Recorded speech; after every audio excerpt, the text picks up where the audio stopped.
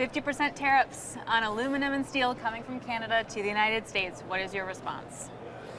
Well, I mean, first of all, I think this tariff conversation is really unfortunate. We've been long partners, friends, allies, and our economic relationship has benefited both parties. So these tariffs are actually going to create pain on both sides of the border. I would say for Americans, we're already seeing domestic steel prices go up significantly as a result. And the United States only produces 20% of the aluminum it consumes. So you're tariffing things that you're going to have to import at a higher price.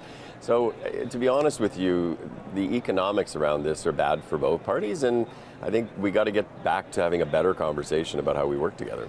This is in response to Ontario charging electric tariffs to basically the Northeast and some parts of the Midwest. Do you support that decision that they made? Well, I mean, the United States and Canada, we are a federation, so we have state level and we have federal actors. We responded to President Trump's decision to move forward with tariffs with a very select group of products that we were actually looking to retaliate. And those were largely products that there are American firms that sell those products in Canada for which there are reasonable alternatives. We had not moved down the path of energy or critical minerals or any of those things, although we've said those tools are on the table down the road if we can't find a pathway out. Premier Ford is working in his own area of jurisdiction. He's been pretty forthright in terms of feeling pretty aggrieved about the imposition of tariffs. And I would say that he is acting within his sphere of authority. I think we all are desirous of not escalating this and finding ways to move away from this. So, if I read between the politician lines, it feels like, no, you didn't like the escalation, but there's nothing you can actually do about it. What does that conversation evolve to be? Well, I'm not sure I'd say exactly that. I understand Premier Ford's frustration. I mean, to be honest with you, all Canadians are feeling pretty shocked that Canada's being treated in a manner that is actually worse than China. I'm not sure exactly how Canada got into that position with a country that, has always been a friend. So I think, President Ford, Premier Ford and others are responding in a manner that shows their frustration.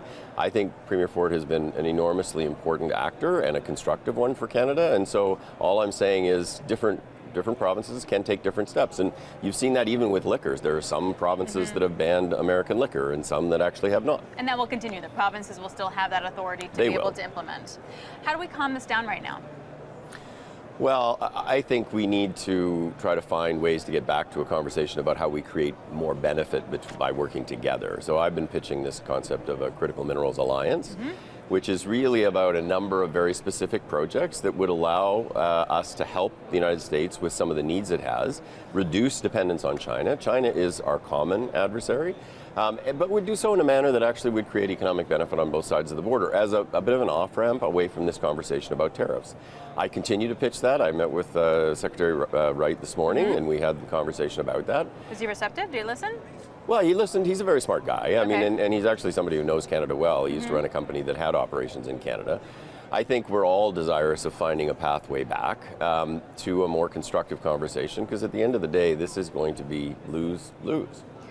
Is there a dollar? How far are you along in those conversations about a critical minerals deal? Well, ninth inning? Yeah, I mean, what we're talking about isn't a broad-based critical minerals package. It's basically a number of very discrete projects that we could execute on in the relatively short term that would create benefit. And so, those are the kinds of projects that actually could come to fruition quite quickly. But in order to do that, we need to actually stop with the tariff conversation and start with the more constructive conversation. Do you have a dollar amount of what that might look like? I don't have a dollar amount, but let me give you a couple of examples. So in British Columbia, there is a resource company that actually provides germanium to the United States.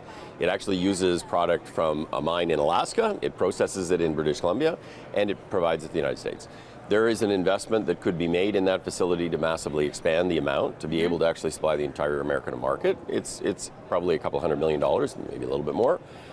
It's not a huge number. Or in the nuclear space, we could actually help you displace all of the uranium you get from Russia, including enriched uranium, and that actually would require us some investment in conversion and enrichment facilities in the United States. But those are the kinds of things. We're not talking billions and billions of dollars, and we are talking about greatly enhancing energy security.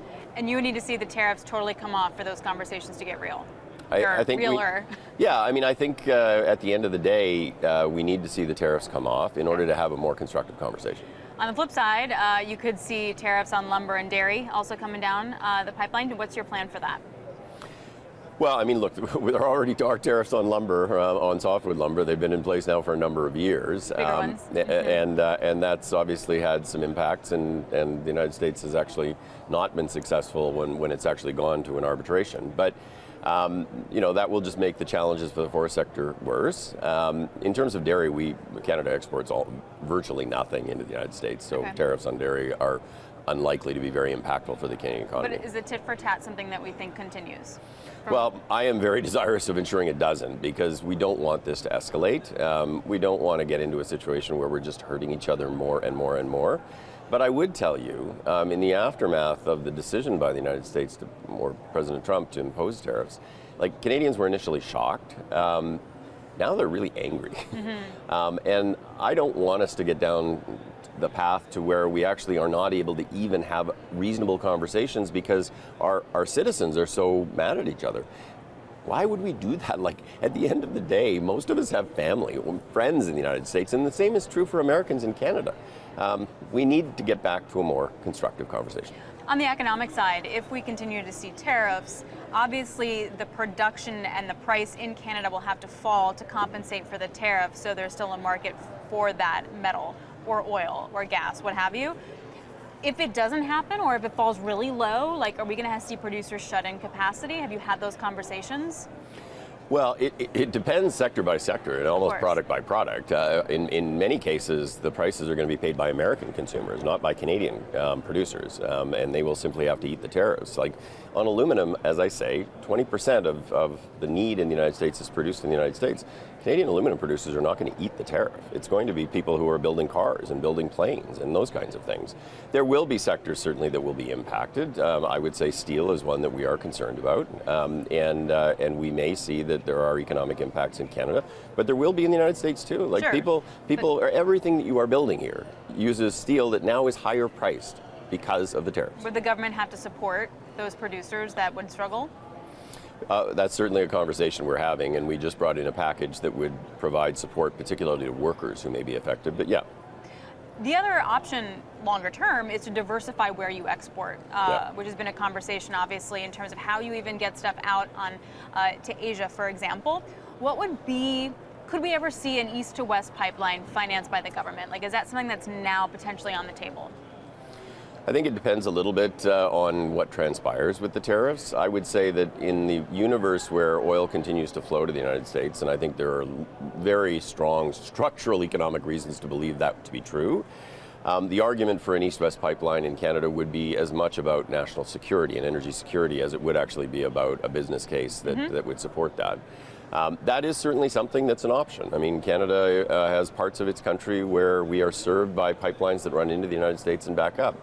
But those conversations only really become relevant if, in fact, we can't find a pathway out and this whole situation gets worse. And that's not what I think any reasonable person wants. But it does feel that even if it gets better with the U.S., like, maybe that needs to happen anyway, just in terms of diversification on your exports.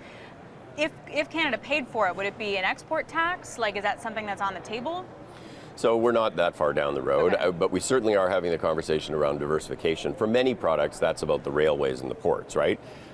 For gas, it's actually about the LNG facilities that we're already constructing. And for oil, I think that's a legitimate conversation that Canadians are going to need to have. In terms of expanding capacity of other pipelines, for example, there was a recent expansion of the Trans Mountain expansion pipeline, but that is selling out real fast. Like, is there any expansion capacity that you do have on pipelines?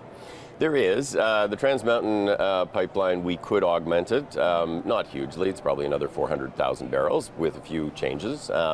So that's certainly something that's on the table. The Enbridge Mainline and some of the pipelines that run into the United States could actually be augmented in partnership if we actually find pathways through this. But of course, right now, in the tariff conversation, we're probably more interested in pipelines that actually allow you to export somewhere else. No, fair enough.